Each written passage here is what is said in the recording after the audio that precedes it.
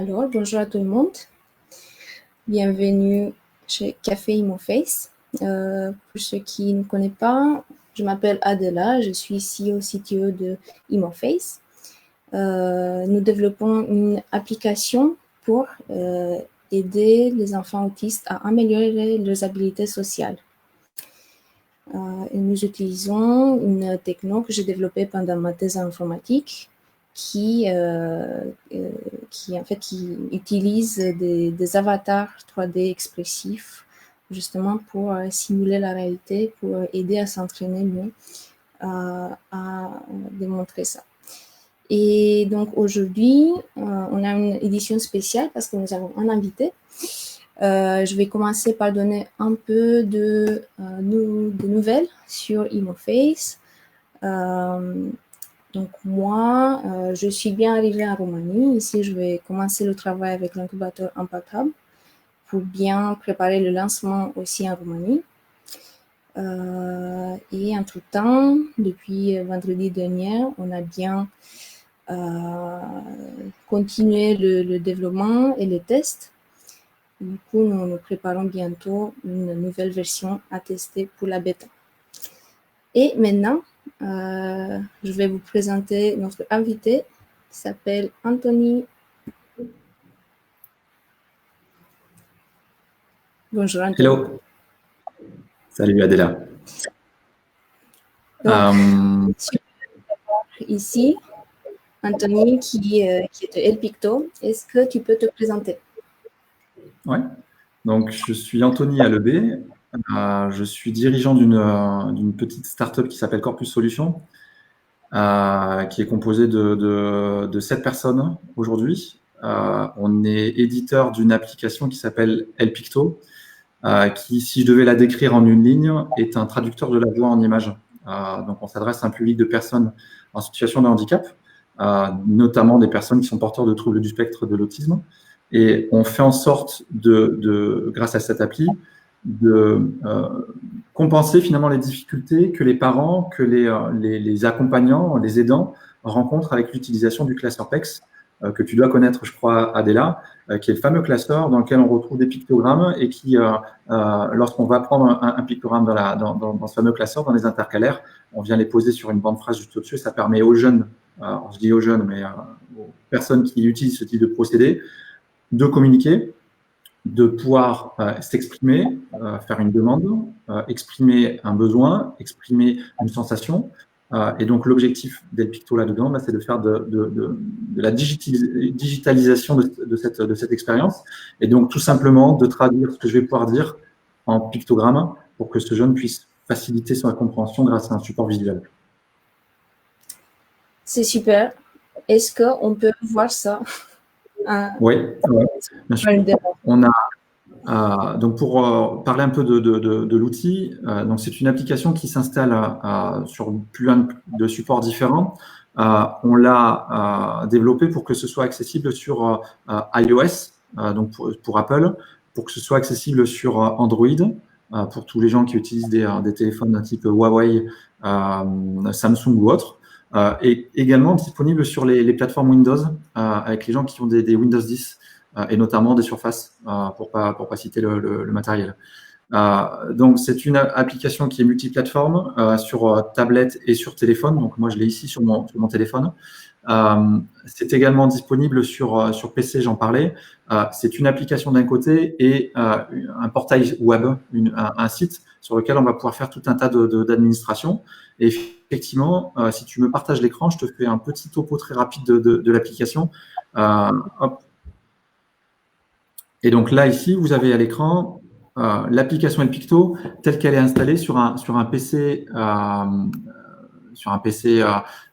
Windows 10. Donc, vous voyez, c'est une application en fenêtre hop là, que vous pouvez mettre en plein écran et qui va vous permettre d'accéder à 3 grands modules. Le premier module, c'est celui qu'on appelle le support à la compréhension. Donc, c'est le gros bouton rouge commencé que vous avez à l'écran qui permet de s'exprimer et finalement de traduire la voix. Je vais vous faire une petite démo dans quelques instants. Il y a un deuxième module ici qui est le module demandé. C'est-à-dire, je suis une personne qui est non-verbale ou qui a des difficultés pour s'exprimer.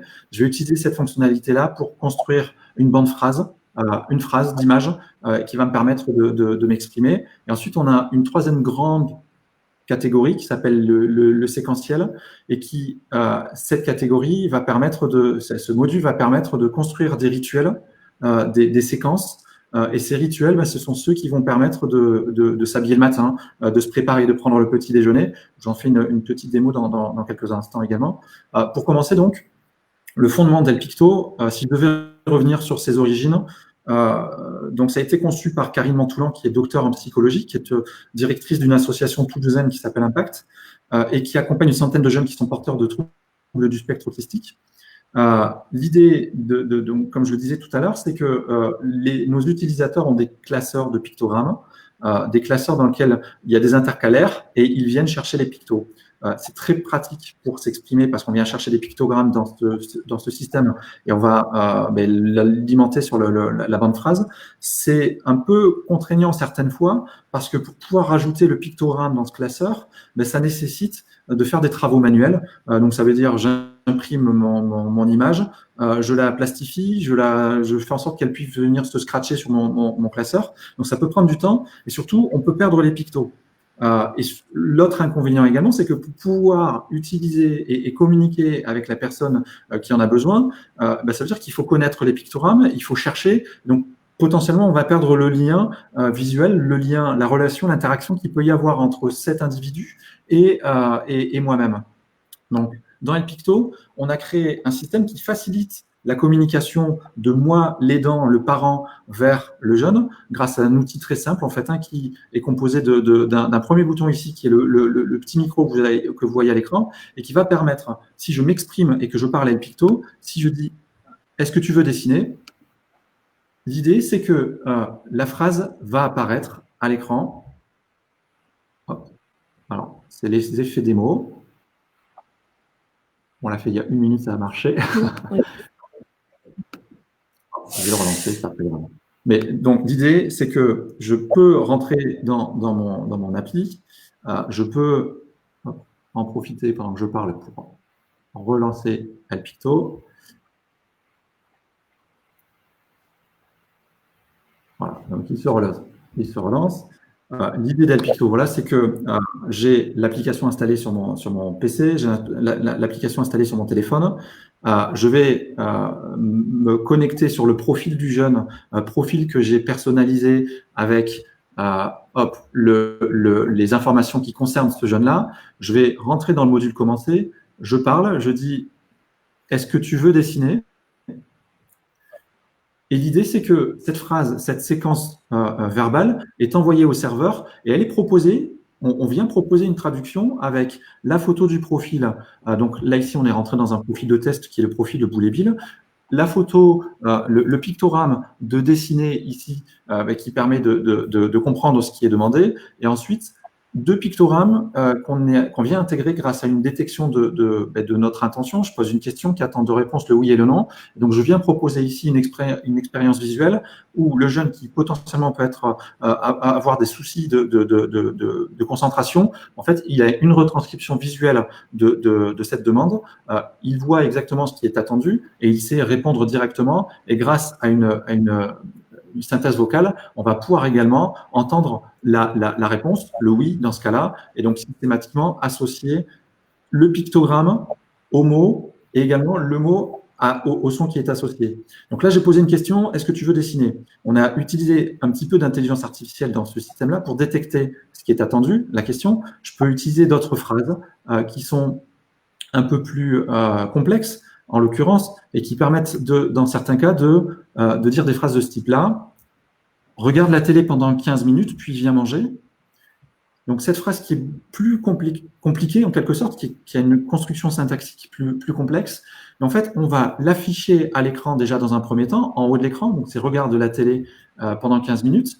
On a les pictogrammes, la traduction qui apparaît juste en dessous avec le pictogramme pour regarder, le pictogramme pour la télévision, l'action qui est attendue après pour manger. Et on a une barre de progression qui va permettre de donner une connotation sur la temporalité, sur le temps qui passe. Et donc, cette barre de progression qui, au bout de 15 minutes, va permettre aux jeunes de passer à l'étape suivante, c'est-à-dire on va retirer ce qui est à l'écran et on va lui proposer juste le pictogramme de manger.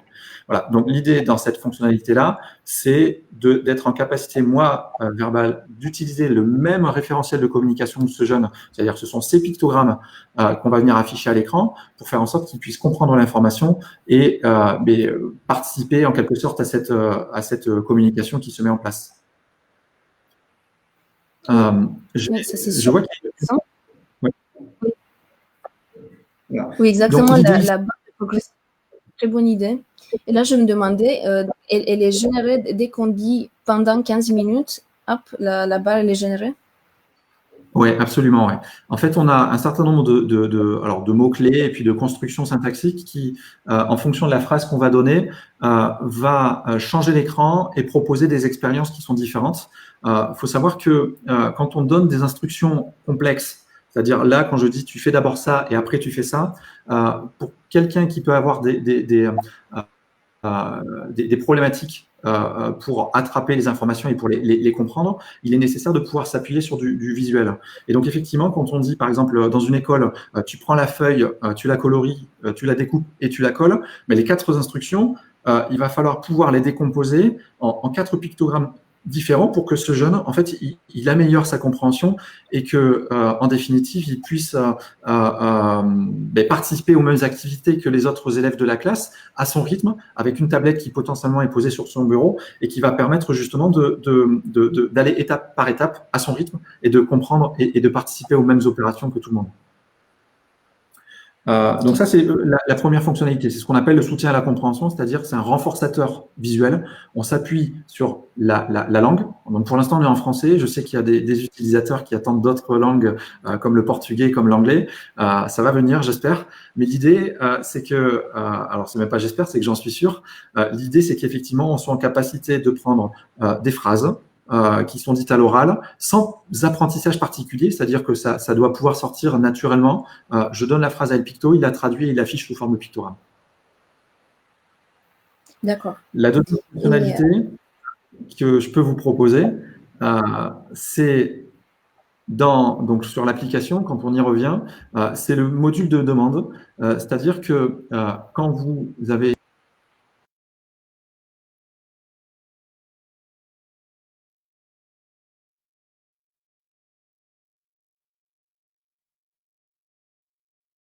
proposer des pictogrammes. Donc, vous voyez ici dans le haut de l'écran, le je veux, j'entends, je vois, je ressens, qui sont des amorces pour construire la phrase.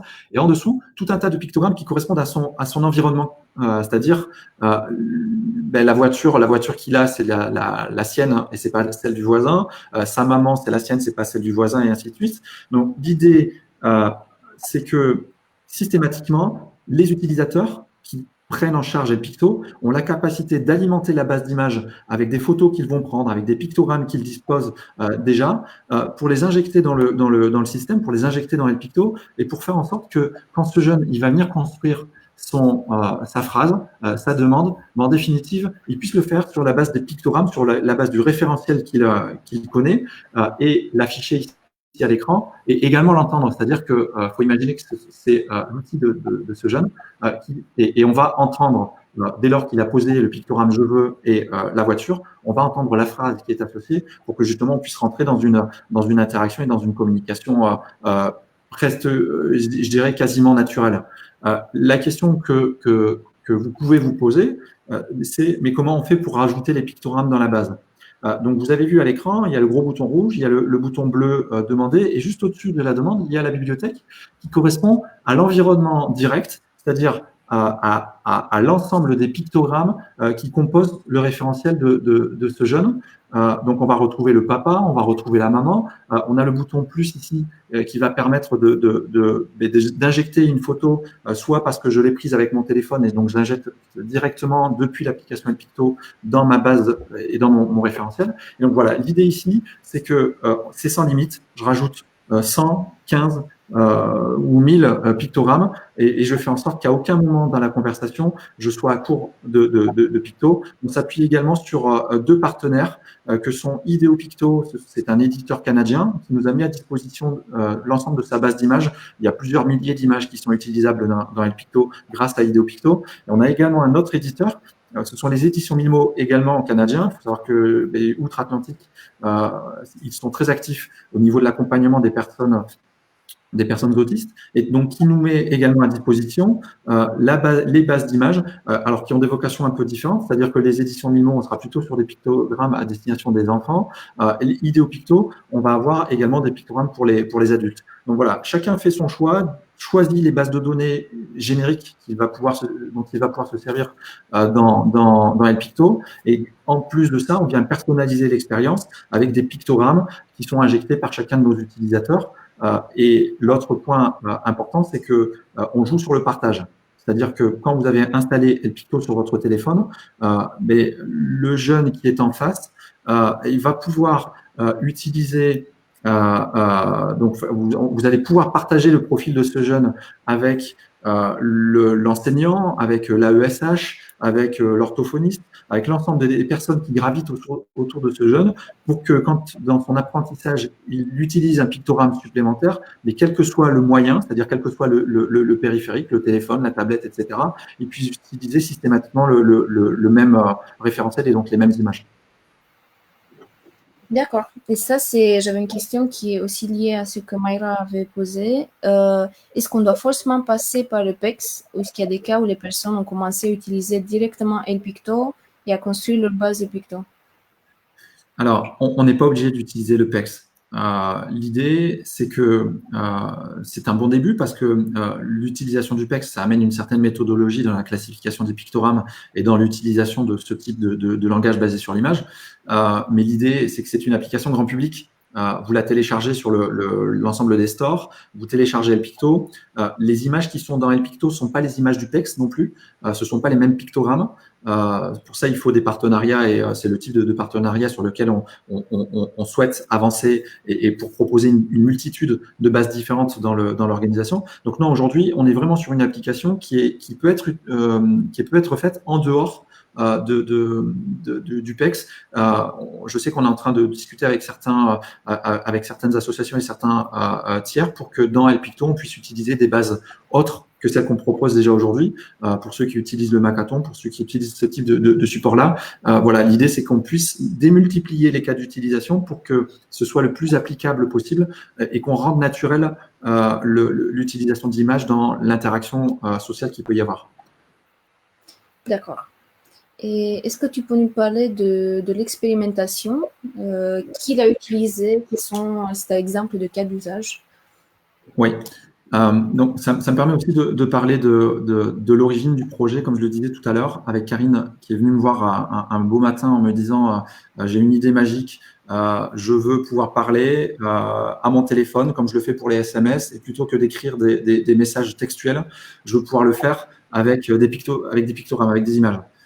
Donc, cette idée-là, on a décidé de la tester. J'étais à l'époque chez Equadex, une société à Toulouse. On a décidé de la tester, de créer un premier prototype d'application pour voir si déjà ça pouvait marcher. On s'est rendu compte assez rapidement que la technologie était suffisamment mûre pour arriver à ce résultat-là. Et donc, on a décidé à ce moment-là de créer l'application, de créer une structure dédiée, donc qui s'appelle Corpus Solutions aujourd'hui, de créer une structure dédiée dans laquelle les développeurs travaillent exclusivement sur le projet Elpicto, le développent, l'améliorent, on fait en sorte de pouvoir proposer des mises à jour assez régulièrement. Et on fait en sorte, dans cette structure-là, de proposer l'application forcément dans des expérimentations.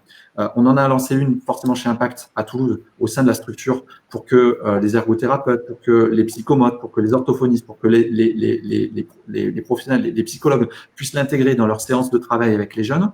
On travaille aussi en partenariat avec l'Éducation nationale, dans une unité d'enseignement maternel à Varilhes, dans le beau département d'Ariège. Donc, ce sont des jeunes qui sont porteurs de TSA.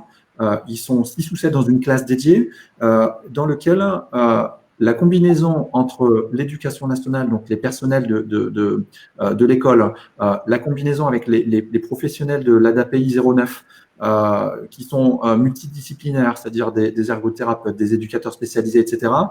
Donc, au sein de cette expérimentation, plus Elpicto, l'enjeu, c'est de faciliter et d'améliorer les apprentissages du quotidien avec l'ensemble de ces jeunes-là. Et El Picto est un outil qui va permettre d'amplifier l'information, de faciliter sa compréhension. Encore une fois, vous l'avez compris avec l'utilisation d'images, de pictogrammes et également de séquentiels, qui est le troisième module d'El Picto dont je pourrais éventuellement parler tout à l'heure. Et là, je suis curieuse par rapport à l'expérience des enfants, ce que tu as pu voir sur eux. J'imagine il y a la frustration de ne pas pouvoir communiquer qui est à un moment donné qui est enlevée, qu'on voit sur eux que ça fonctionne. Oui, alors c'est vrai que c'est vraiment étonnant parce que l'apport, il est autant pour le jeune qui va être en capacité de communiquer et en capacité par la communication de s'exprimer et de comprendre, de recevoir aussi un message ou une information. Donc, l'apport, il est extrêmement important pour ce jeune-là. Il est extrêmement important pour l'aidant aussi. Parce que la frustration, parfois, elle peut être double, elle peut être de chaque côté, elle peut être d'un côté pour le jeune qui n'a pas compris, elle peut être de l'autre côté pour l'aidant, le papa, l'enseignant ou qui, à un moment donné, essaye de faire comprendre cette information. Quand on est papa d'un enfant et qu'on essaie de faire comprendre une information et que le jeune ne comprend pas, alors qu'il soit autiste ou non, hein, d'ailleurs, on va très vite se rendre compte que la frustration, ça entraîne des blocages. Vous avez l'enfant qui part dans sa chambre en claquant la porte, là, ça veut dire qu'il y a quelque chose qui s'est passé. Si on est en capacité de passer ces difficultés et de se servir d'outils tels qu'El Picto pour faciliter les interactions et limiter justement les frustrations, c'est un double effet. C'est l'effet, certes, pour le jeune parce qu'il comprend et il peut participer à la même activité que l'autre, alors à son niveau, à son rythme, bien évidemment. Et c'est également la possibilité pour les aidants d'aller un peu plus vite, c'est-à-dire dans les apprentissages, d'avoir des supports supplémentaires. Chose qui est très importante aussi, et je le répète, c'est que quand on est en capacité de faire transiter ce référentiel de communication, c'est-à-dire l'ensemble de ces pictogrammes de la maison à l'école, de l'école jusqu'au lycée. On a des experts aussi dans un lycée où les jeunes qui sont en dispositif Ulysse, alors qui sont porteurs de plusieurs pathologies différentes, qui peuvent être de l'autisme, mais qui peuvent être d'autres pathologies type trisomie, etc. L'idée d'avoir un renforçateur visuel pour que les apprentissages, faire une tarte aux pommes, faire une activité pratique, que l'ensemble de ces activités soient traduites par étapes avec une préparation où on va décomposer chacune de ces opérations en images, en texte, ça permet justement de gagner en estime de soi. Pour ce jeune, c'est d'être en capacité de comprendre qu'il peut faire la même chose à son rythme, encore une fois, et grâce à des outils qui lui sont mis à disposition. D'accord. Oui, c'est très important ça. Est-ce que tu voulais faire une autre...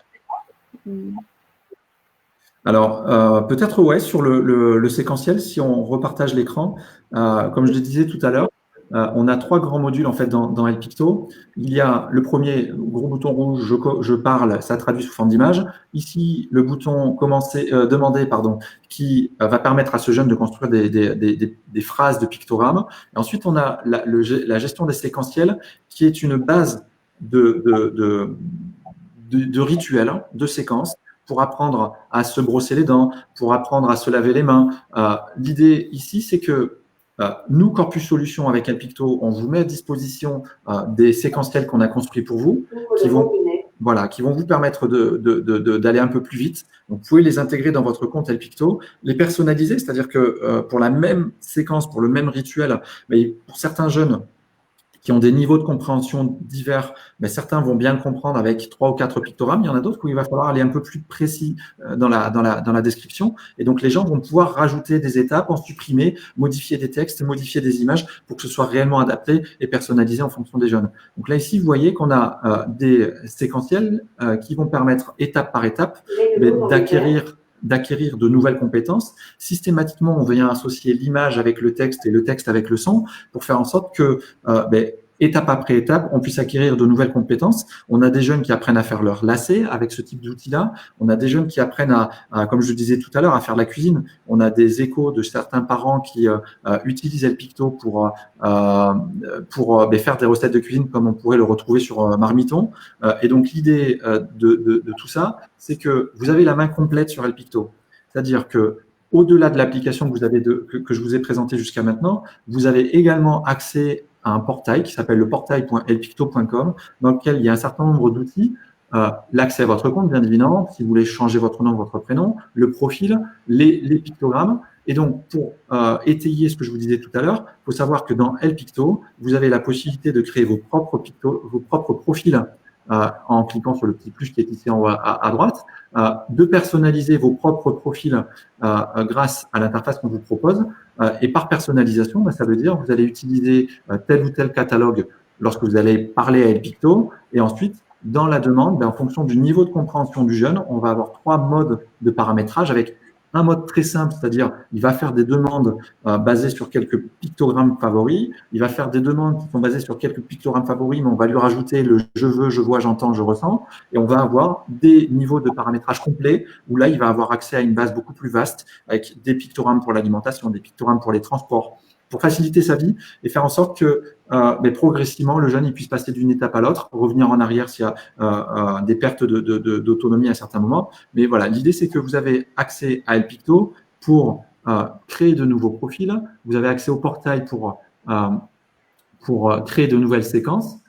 Et parmi les séquences, vous allez voir que vous pouvez en créer des multitudes. Il n'y a pas de limite là-dedans, avec toutefois la possibilité de les prévisualiser sur le portail et de les configurer, de les personnaliser pour chacun de vos profils. D'accord.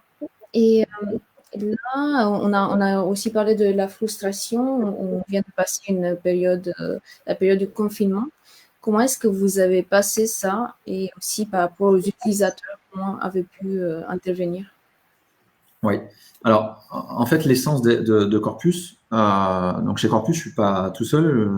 Il y a des développeurs, il y a David, il y a Étienne, il y a Victor qui travaillent et Chantal qui travaillent sur les développements de nos applications, de nos sites web. On a également Marilyn qui est dont le métier est d'être sur le terrain. Donc c'est sûr que quand on dit confinement, ça nécessite de transformer un petit peu nos pratiques pour que nos utilisateurs puissent continuer à avoir un support et un soutien. Donc on a été contraint d'imaginer des solutions nouvelles et notamment on a créé on a mis en place un outil qui s'appelle le 30 minutes avec El Picto. L'idée, c'est que sur cette plateforme-là, sur ce module-là, nos utilisateurs, qu'ils soient nouveaux ou qu'ils soient anciens, en fait, ils ont accès à une interface dans laquelle ils vont prendre rendez-vous avec nous. C'est-à-dire que, en fonction de leur disponibilité, ils ont un petit calendrier ici, ils vont choisir un créneau horaire et plutôt que d'être en présentiel, on va pouvoir accompagner les utilisateurs dans El Picto, leur faire des présentations, leur faire des formations pour qu'ils puissent prendre en main l'outil et le mettre en œuvre au quotidien. Et donc, on a quelques expériences, notamment Noémie, qui a découvert El Picto, qui a pris quelques rendez-vous avec nous au travers du 30 minutes avec El Picto et qui a pu le mettre en œuvre sur le terrain avec des parents également pour faire en sorte que toutes les fameuses anecdotes que je vous parlais, faire une recette de cuisine, etc., mais que tout ça, ce soit possible. Voilà, on a été obligé de se transformer un petit peu les coutumes, enfin les modes d'accès à notre support et à nos équipes pour digitaliser tout ça. Et on passe par de la visioconférence et puis ça marche aussi très bien. D'accord.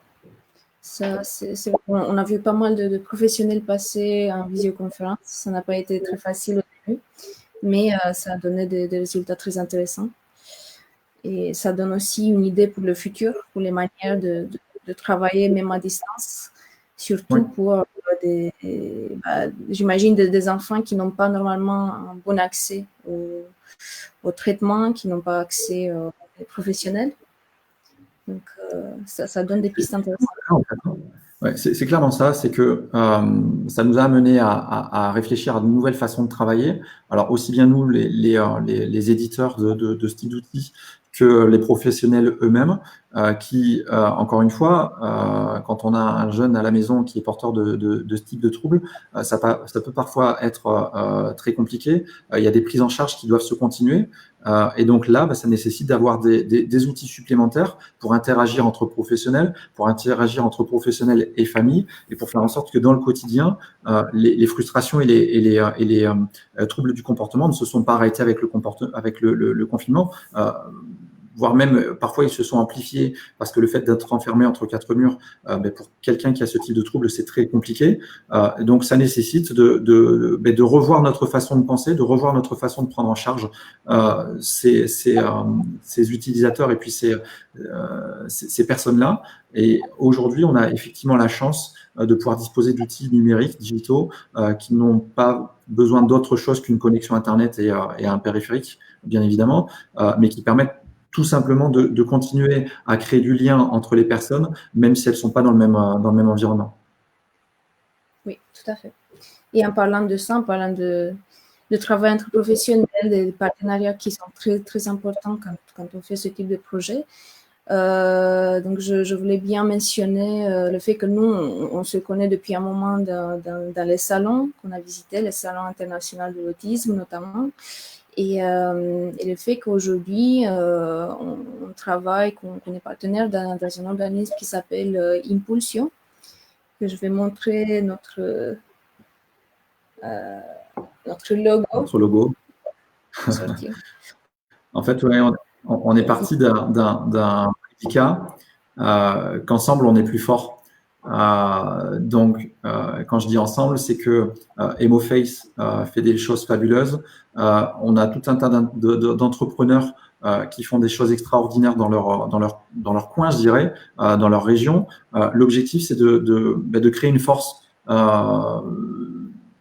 plus large, nationale, peut-être même internationale plus tard, qui cristallise l'ensemble des initiatives qui ont lieu tantôt en Occitanie, tantôt en région parisienne, tantôt en Rhône-Alpes, partout en France. On cristallise tout ça autour d'une marque commune, Impulsio, d'un collectif, pour que on puisse porter ce type de solution nous-mêmes entre entrepreneurs. Il n'y a que des entrepreneurs dans ce collectif, qu'on puisse porter toutes ces initiatives-là partout, le plus loin possible, et qu'on puisse rendre des services. En fait, la raison d'être d'Elpicto, la raison d'être d'Emoface, c'est d'améliorer la qualité de vie. Améliorer la qualité de vie des personnes en situation de handicap, améliorer la qualité de vie des aidants et des personnes qui gravitent autour. Alors, on ne fait pas tout parfait, mais on a des solutions, et je pense que si on s'associe, comme c'est le cas avec Impulsio, on arrive on arrive plus loin, on arrive à trouver des solutions ensemble. Donc, on en a déjà quelques-unes aujourd'hui. On doit en avoir 6 ou 7 en dessous de la bannière Impulsio. L'enjeu, c'est d'en avoir plus et de co-construire de nouvelles solutions, de trouver un moyen pour que Elpicto, Emoface, Upiz, qui est l'un des autres partenaires, que l'ensemble de ces partenaires-là puissent construire des solutions complémentaires et que systématiquement, on apporte le meilleur à nos utilisateurs. Oui, voilà. Très bien dit. Donc, merci beaucoup pour les explications. Non, mais c'est normal. Après, voilà, si je devais faire un petit mot pour chacun des partenaires, donc sous la bannière Impulsio, il y a Elpicto, alors que vous connaissez maintenant à connaître. Il y a également Upiz, qui est une plateforme qui permet de mettre en relation des personnes encadrantes, donc des soutiens pour les familles, pour partir en vacances, pour accéder aux loisirs, etc. Donc, c'est une super plateforme qui va permettre de donner accès à la culture, de donner accès aux loisirs, etc. à l'ensemble des personnes en situation de handicap. Il y a Asperteam, qui est également une solution qui va permettre de faciliter l'accès et d'améliorer l'accompagnement des personnes qui sont autistes Asperger vers le monde du travail, c'est-à-dire par l'intermédiaire de coachs certifiés, par l'intermédiaire de professionnels qui vont les accompagner dans la gestion des émotions, encore une fois. Donc, je parle encore de la complémentarité avec chacun de nos outils, mais l'idée, c'est que dans les interactions sociales, il y a nécessité parfois d'avoir un support et un binôme, en quelque sorte, pour faciliter tout ça. Donc, Asperteam, c'est sa raison d'être. Également, il y a Handibo, qui est une belle solution aussi pour créer des mobiliers adaptés pour les personnes en situation de handicap.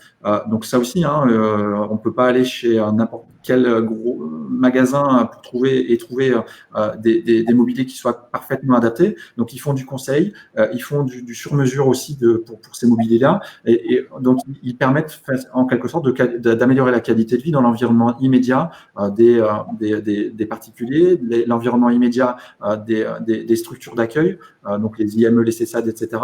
Ils travaillent sur ce domaine-là. On travaille également avec IH Lab, qui est une agence de communication parisienne, donc qui est portée par DESA, pour pas la citer, Engenbock, et qui porte au travers de IH Lab des projets d'ampleur sociétale. Voilà, donc c'est ce type d'outils et de solutions qu'on a décidé, j'espère ne pas en avoir oublié, mais c'est ce type d'outils. Mais après, il y a Emofest, bien évidemment, mais c'est ce type d'outils et ce type de solutions qu'on a décidé de porter avec Impulsio, pour faire en sorte tout simplement que on puisse continuer à s'améliorer et communiquer ensemble pour que, si vous connaissez Impulsio, vous connaîtrez l'intégralité de ce nouveau catalogue en quelque sorte.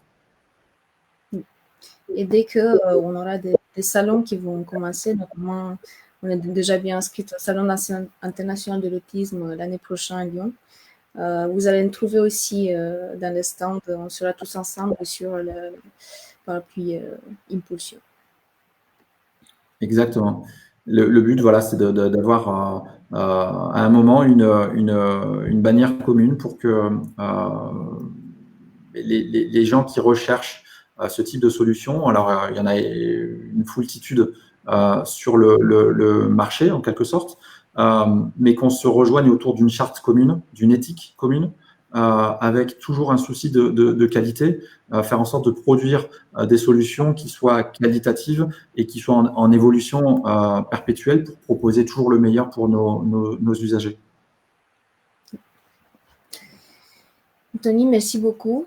C'était très bien de faire ce live ensemble. On vous invite très prochainement, même pour se lancer encore plus dans des spécificités techniques. J'aime bien.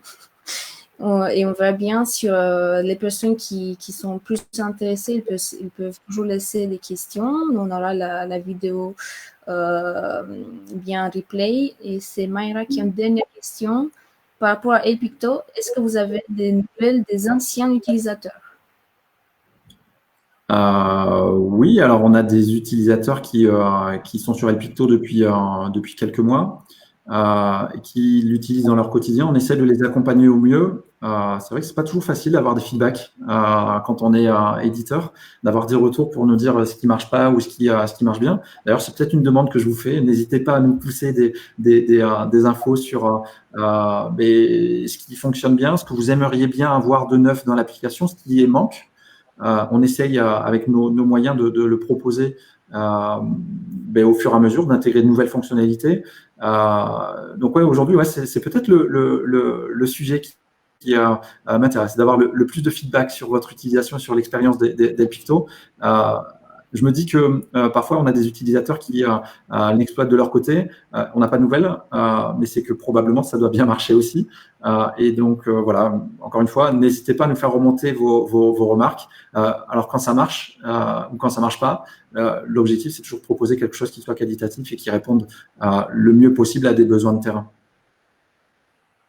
Exactement. Pour nous, c'est également c'est un sujet très, très important pour nous. Et le but est toujours de continuer à s'améliorer et de rester centré sur l'utilisateur. Toujours comprendre de quoi il a besoin et pour se rendre compte qu'un petit élément qui influence l'utilisation peut avoir une influence énorme sur toute la compréhension de l'outil et son utilisation. Donc, c'est central. Le terrain, en fait, c'est ce qui nous amène à créer. On n'est pas arrivé un beau matin en se disant, bah, tiens, qu'est-ce qu'on pourrait faire aujourd'hui? Ça part d'une demande qui peuvent être des demandes d'utilisateurs eux-mêmes. On en a quelques-unes. Il y a quelques évolutions qui vont venir dans le futur pour Elpicto. Des belles choses aussi, je pense. L'idée, c'est que le seul moyen pour nous de pouvoir proposer des choses qui soient vraiment adaptées au terrain, c'est de récolter un max d'infos, comme tu disais Adela, et ensuite de l'intégrer dans notre roadmap et de faire en sorte que progressivement, on ait presque du sur-mesure pour chacun de nos utilisateurs. Super. Merci beaucoup et à très bientôt tout le monde pour vendredi prochain Café Emoface. Merci beaucoup.